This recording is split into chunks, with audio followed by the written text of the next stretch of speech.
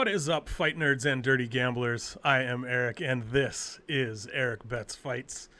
This is going to be my full card breakdown for UFC Vegas 55, headlined by Holm versus Ketlen Vieira. Before I get into the video here, I want you all to do me a quick favor, if you wouldn't mind. In the comments down there, let me know, who are some of your favorite MMA gambling or MMA breakdown, YouTubers, podcasters, or what are some of your favorite YouTube shows and podcasts that you listen to regularly that deal with MMA gambling or MMA analysis, breaking down MMA fights, and why do you like those shows?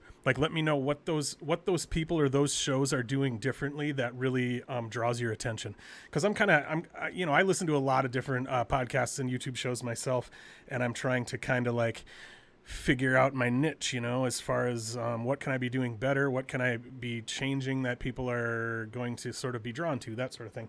And part of what I was thinking about is different formats as far as currently when I do my full card breakdown, I tend to go an hour to an hour and a half. I get into a lot of detail. I get locked in on blabbing. I get hyper fixated and I just talk and talk and talk. And I know some people don't like that.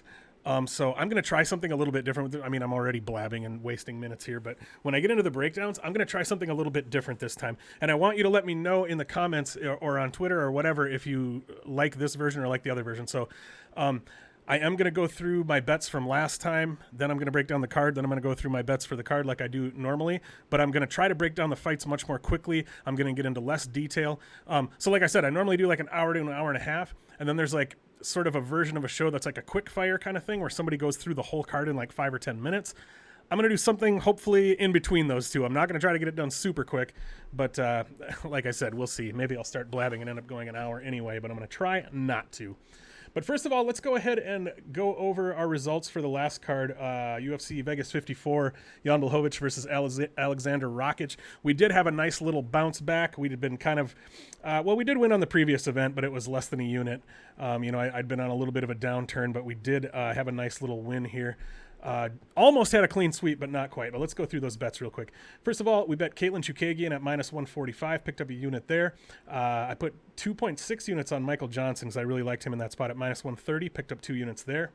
We bet on Viana Jandiroba, minus 155, picked up a unit there. 2.1 units on Tatsuro Taira, picked up 1 unit there. And then I only went half a unit on Andre Petroski at plus 350. Wish I would have gone a full unit there, but we pick up 1.75 units there. Then I did have a time prop parlay. I parlayed the over 2.5 in Araujo Lee and the over 2.5 in Chukagi and Hibash. So those hit. We pick up a unit there.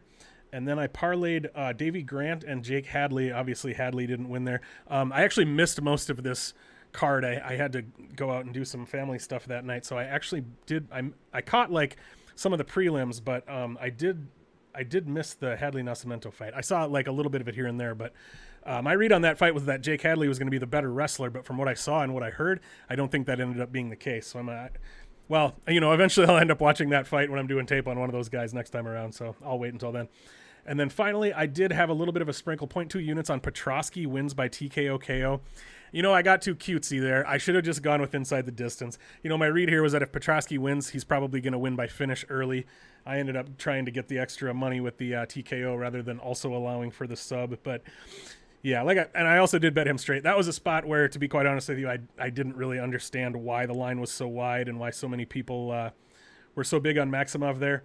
I do think they have somewhat similar skill sets, and my read was that Petroski is the more powerful and physical of the two. I did agree with the common breakdown that the longer the fight went, the more it was going to favor Maximov, but it did end up playing out that Petroski was able to get it done quickly. So awesome. All right, that's all we're going to do with that for now. We're going to go ahead and just jump into the breakdown. First fight of the night is going to be Elise Reed versus Sam Hughes. Oh yeah, I got to remember to pull up the odds for you. I always forget to do that. Currently, Elise Reed is favored at minus 151. Comeback on Sam Hughes at plus 142. I know a lot of people seem to be confident in Reed here. She is the favorite. I made a post on Twitter saying, what is Elise Reed good at? Because, watching tape on her this time and last time I watched tape on her, I don't know. I'm still just not particularly sold on her. I saw some people saying that they were more sold on her after the Corey McKenna fight. I'm not sure that I am.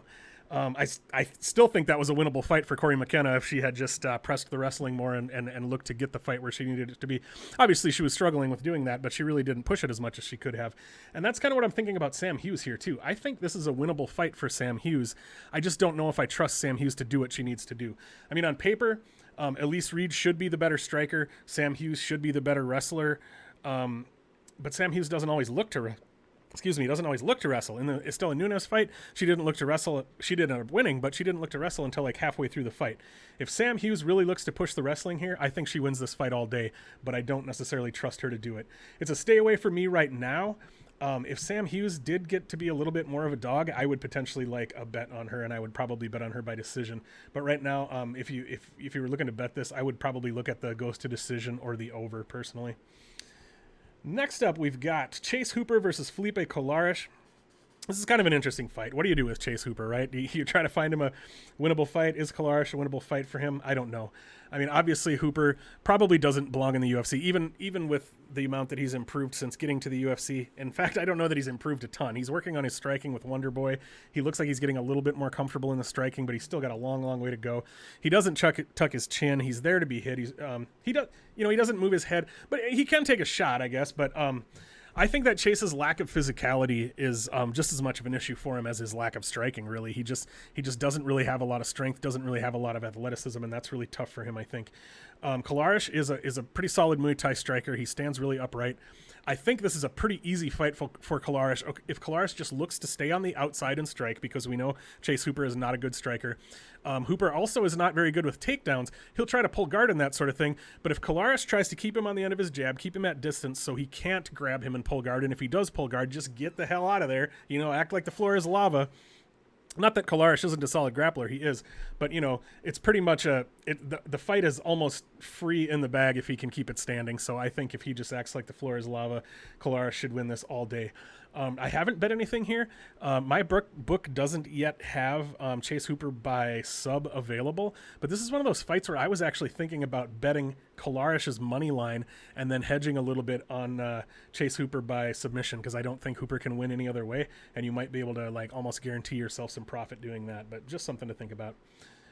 Oh, I forgot to grab the odds for that one, didn't I? I always do that. Felipe Colares is minus 172. Chase Hooper, the underdog, at plus 158. Next fight is Jonathan Martinez versus Vince Morales. Jonathan Martinez is a big favorite at minus 220 with Vince Morales at plus 187. I did put Martinez in a parlay, I believe. I might have even put him in two, but we'll, as usual, we'll go over those bets when we get to the end. This fight is almost certainly going to play out striking. These guys have attempted a total of 12 takedowns between the two of them in 15 total UFC fights. So they have attempted, not gotten, but attempted less than one takedown between them total per fight. So I think we're going to see a striking battle here. I think Martinez is the bigger, faster guy. I think he's the better striker. Morales might be more powerful. I mean, he obviously caught Louis Smolka with, it didn't even look like a super hard punch, so that might have been some natural power there. He caught Smolka in round one in his last fight. And, Martinez, he might have kind of a questionable chin. He has been dropped. He has been hurt with strikes. Got knocked out by Davey Grant, if I'm remembering correctly. Martinez he's one of those fighters who has pretty good power without loading up. I don't think he's a big knockout striker, but he's one of those guys who, when you see him land a punch, you can tell it's landing pretty hard, and he doesn't really have to load up or sit down on it. He just throws his punches in a way that's pretty quick, pretty snappy, but seems to have some power on it as well. This is just something that occurred to me, and sometimes when I'm watching tape, I'll notice something, and I'll think, I'm just making something out of nothing here. I don't know if this is real. But one stylistic tendency, or technical tendency, that I noticed with Martinez is, because I was watching him and I was trying to figure out, some fighters, it's like, are they a pressure fighter? Are they a counter fighter? Are they sometimes doing one and sometimes doing the other? And it almost seemed to me with Martinez that he tends to be proactive with his kicks and reactive with his punches, which I thought was kind of interesting. I don't know. Watch some tape on him and let me know if you agree. I don't know if I was just making that up or what, but I do like Jonathan Martinez here. I think he's the better striker. I think the fight's going to play out on the feet with Martinez, being the quicker guy, the better technical striker and landing more strikes. Morales, he might be live to find that KO, but I do like Martinez to win here, probably by decision. Next up, another Morales. We've got Omar Morales versus Uros Medic, the doctor. Omar Morales is a favorite at -135 with the comeback on Medic at +130. This should be a fun fight. Uros Medic is one of those guys who comes out like a bat out of hell. He's looking to put you away early. I think basically, if I remember correctly, he has maybe one fight that's gone to the second round. He's a guy who I might be confusing him with somebody else. Hold on. Let me pull him up quick. I think I might be thinking of, I was just looking at Alan Amedovski's record right before I started this video. And I know he's a guy who's got a lot of round one finishes too. Let me see. Medic. Okay, yeah. No, yeah, that's true. Okay, Medic he's only gone to round 2 once. So yeah, he's a guy who's either looking to get you out of there or he's going to end up getting out of there himself. So his last fight, he got pretty much smoked by Jalen Turner. Jalen Turner just whooped him, but Jalen Turner's pretty darn good too. So Uros Medic likes to come out and try to put you away early. Omar Morales is not a guy who gets put away early a lot of the time, so that's something to keep in mind. But if Uros Medic can't get that finish early and the fight goes later, what does he look like? We don't really know. We haven't seen him later on in a fight. I think this fight could be a really great live betting spot because Medic is going to come out. He's either going to get that early finish or he's probably going to have a really good round 1.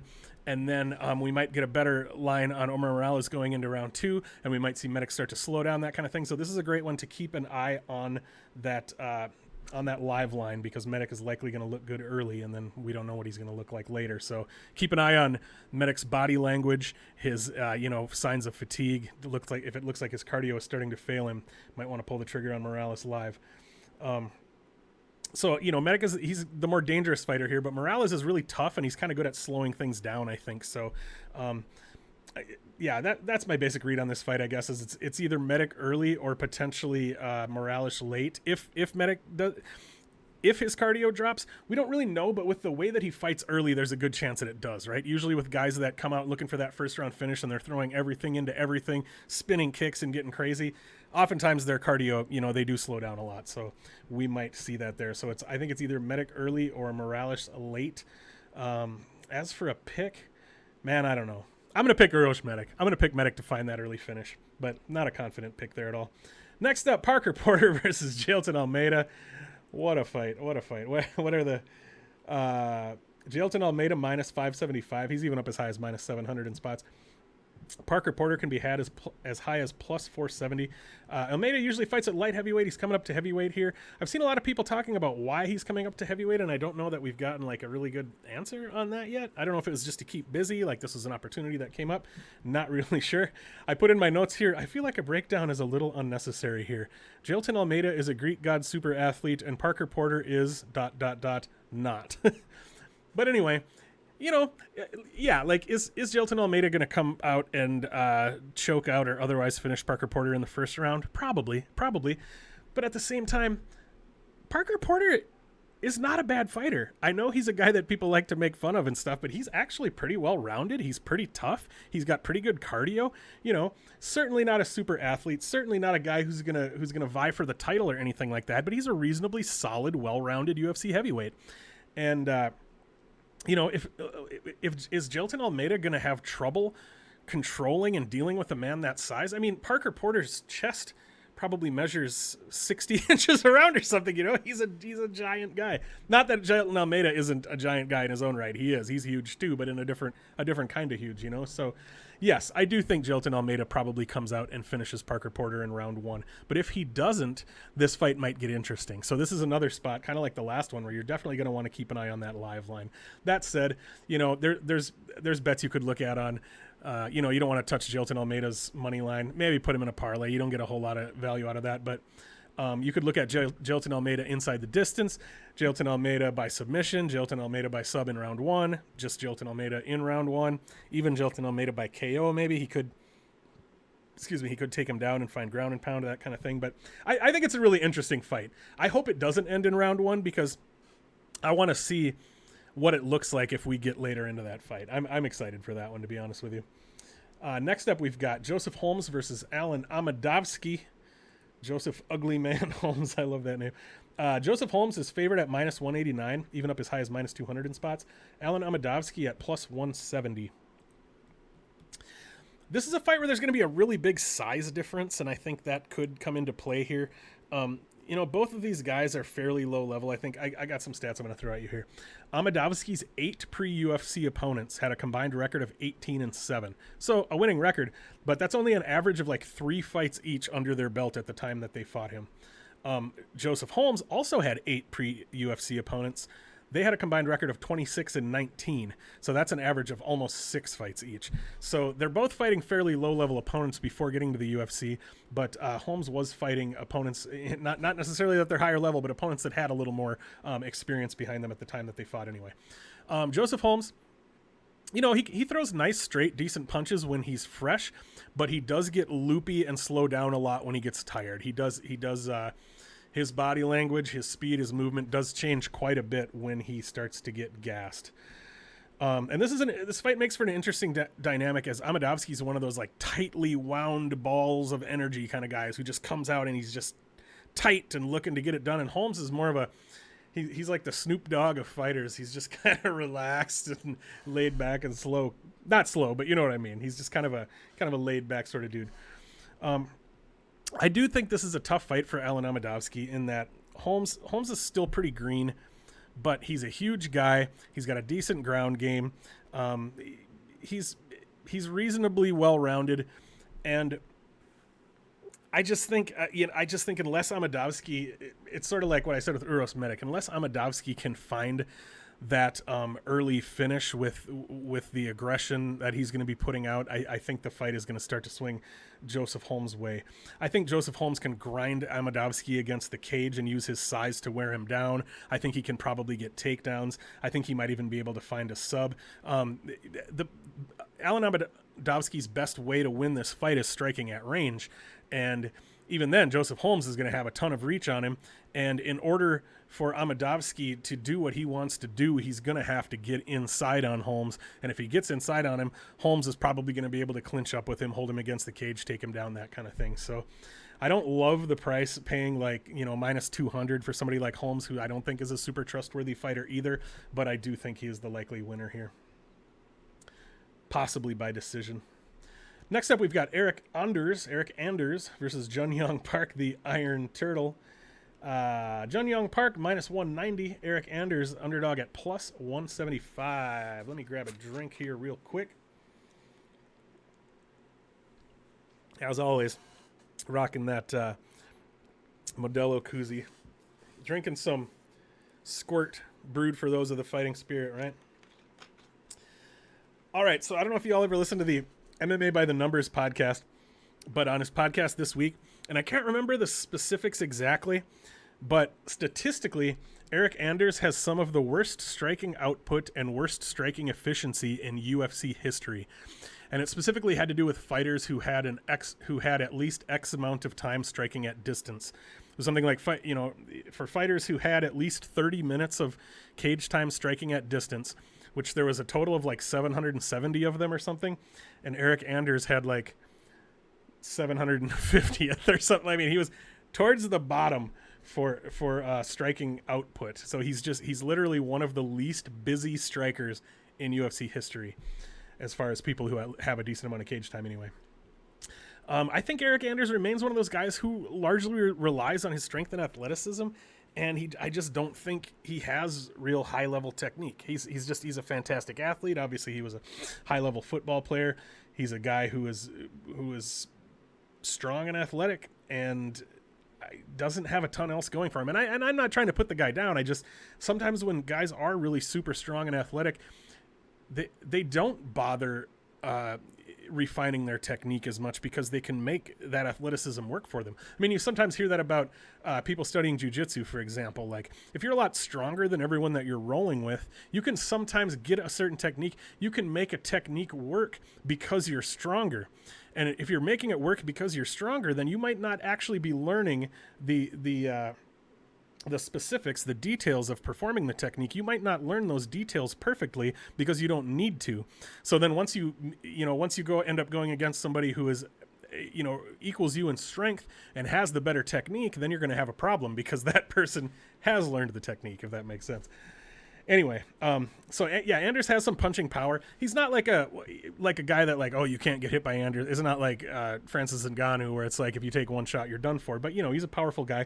But his hands are slow, and he can be outmaneuvered and outworked by a quicker striker and just a quicker guy overall, which I do think Jun Yong Park is. I think Jun Yong Park is kind of an underrated fighter. He has quick hands. He has good boxing. He has good wrestling. One thing that concerns me is a little bit is there will be a big size difference here, I think.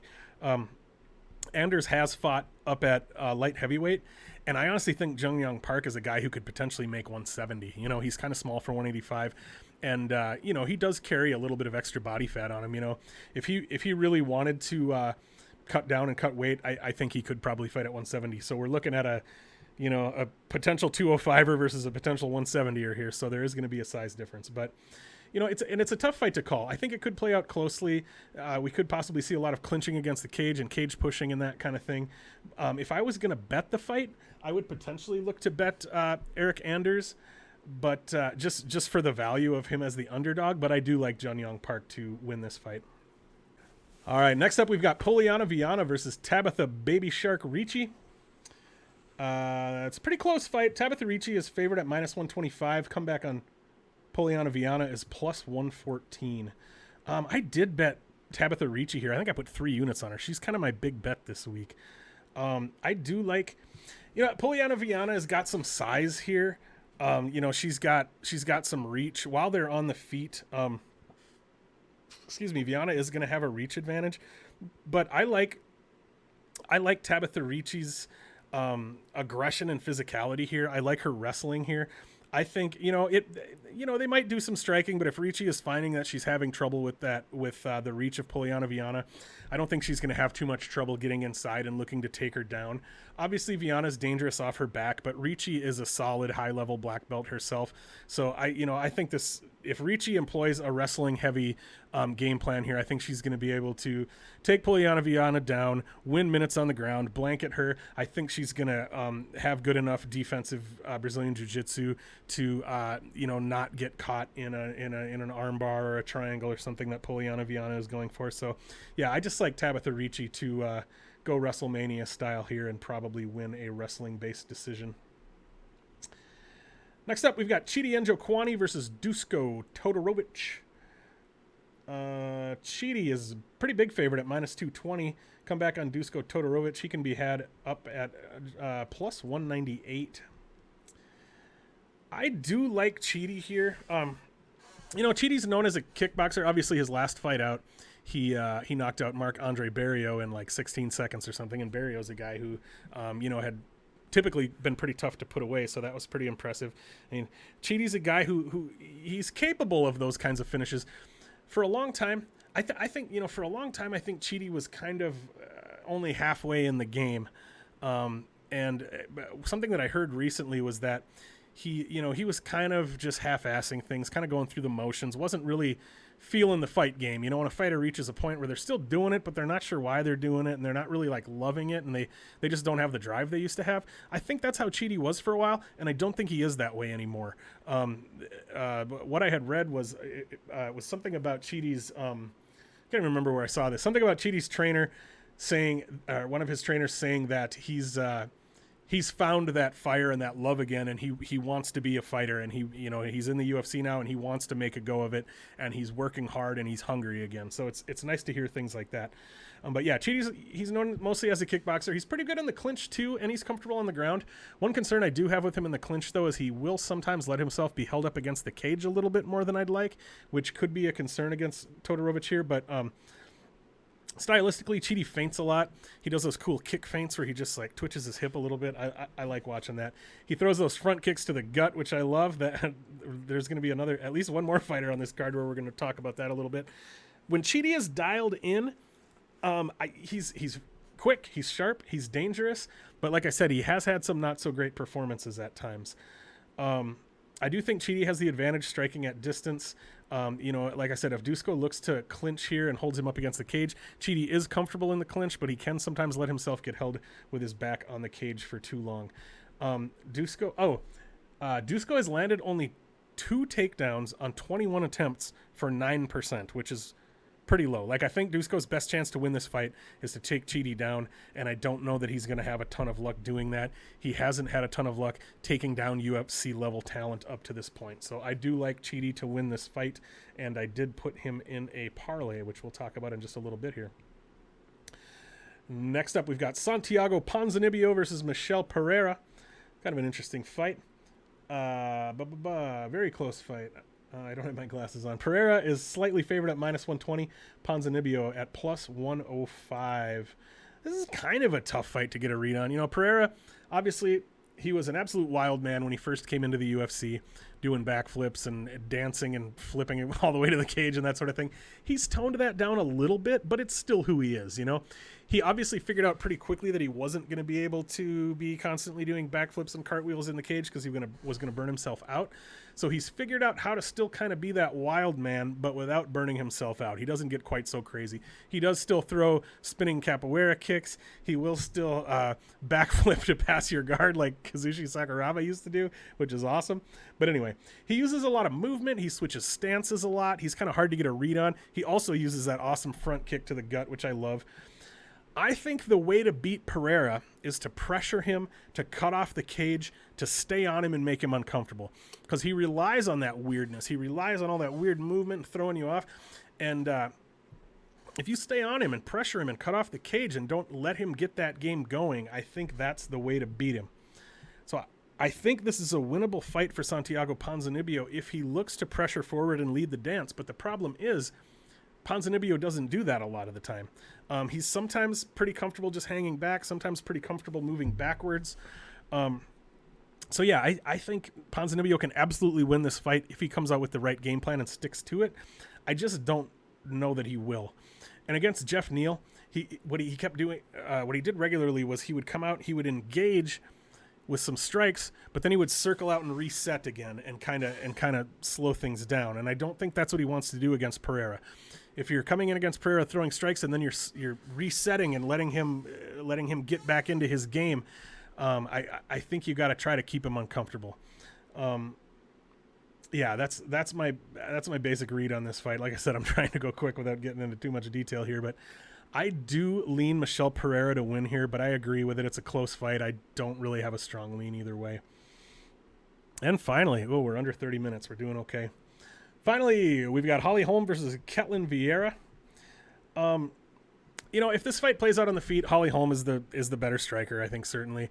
I think Holm is just, she's really, you know, she came into the game as a decorated boxer and kickboxer, but I think she has become a pretty well-rounded mixed martial artist over time, you know? Like, I think she's an underrated grappler. She's got really good takedown defense. She's got, you know, solid enough defensive and offensive wrestling if she needs it.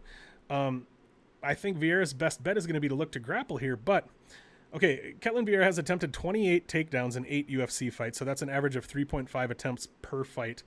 Ketlen has landed 13 of those 28 takedowns for 46% takedown accuracy. So she's landed 13 takedowns in 8 UFC fights. Get this, though. Holm has been taken down only 6 times on 26 attempts for 77% takedown defense. So she's got really solid takedown defense. I don't see Vieira having a ton of success with the grappling here. You know, she might look to push Holly against the cage and that sort of thing. I don't really think Ketlen Vieira is going to be able to take Holm down regularly and keep her down for long stretches of time. Holm is 40 years old, so that's one of those things, like, you never know how much to put that into your capping. Yeah, when you're getting a little older, things can go south. She could slow down, that kind of thing. But I think Holm is kind of a super athlete who keeps herself in excellent shape. I'm just guessing, but I don't feel like the age is going to affect her a ton at this point. I think Holm might still have some decent years left in her. So, yeah, overall, I don't think Vieira is going to be able to take her down and keep her down. And if it plays out on the feet, I think it's Holm all day. Can't remember I don't think I pulled up the odds yet. Holm is obviously the odds makers under the betting public agree. She's a pretty big favorite at -240. Ketlen Vieira at +210, but I do like Holm to win here, probably by decision. That's it for the card. Let's go ahead and take a look at the bets that I've got. Oh, where are they? Right here. All right, so I've got 1 unit on Holm at -210. I put 2 units on Tabitha Ricci at minus 117 and also 1.16 units on her at minus 116. The only reason I did that is I regularly talk about how weird my memory is. I had already made one of those bets and I forgot that I did it, and I made another one, and then I looked and I was like, oh, I already bet her. So I wasn't planning on betting over 3 units, but whatever, I'm fine with it. I do think she's going to win that fight, and I do favor her more than those odds would suggest, so I think that it's a good spot to put a bet on. Next up, I've got a parlay of Holm and Chidi Njokuani, which came out to plus 125. Got 1 unit on that. I've got a parlay on Joseph Holmes and Jonathan Martinez, which came out to plus 126. I put a unit on that. I did put a 0.2 unit sprinkle on Uroš Medic to win by TKO in round 1. So I do think if he's going to win, that's how he's going to do it. I've got Holm by decision at minus 135, 1.35 units on that. I don't usually do these bigger parlays anymore, but I went with a 3-legger here. I've got Jonathan Martinez, Holm, and Jilton Almeida. Came out to plus 140. I put a unit on that. And then a time prop parlay of both Reed Hughes and Anders Park to go over 2.5. And that came out to minus 100. And I did put 1 unit on that. So, like I said, we had a nice bounce back last week of like 6-something units. Hopefully we can keep the train rolling here, keep that thing climbing upward. Like I said, let me know in the comments what you prefer. This was about a half-hour breakdown, by far the shortest I've ever done. It's usually more like an hour to an hour and a half. Let me know if you prefer the longer, if you prefer the shorter, what you think. Let me know your thoughts on kind of whatever. I just, those comments are always great. They get the algorithms going. They give me opportunities to kind of interact with y'all. Make sure to check me out tomorrow night on the Erik Betts Fights YouTube channel. Every Thursday night we do a show called Big Money Bets where I bring on a guest and we talk about our favorite props and parlays. This week my guest is Patrick from Addicted to Combat. Should be a fun show. As always, check me out on Twitter at Erik Betts Fights, Instagram, Erik_Betts_fights. Erik Betts Fights on YouTube. I also, if you check out my Twitter bio, I've got a link tree in there with some other links. You can also access my betting record there, and also an online store that I made with some shirts and mugs and stuff that are kind of fun if you're a fight nerd like me. All right, that's all I've got for you, gang. I am Erik with Erik Betts Fights, reminding you to play it smart, play it tight, and let's grow those bankrolls, everybody. Enjoy UFC Vegas 55 this weekend.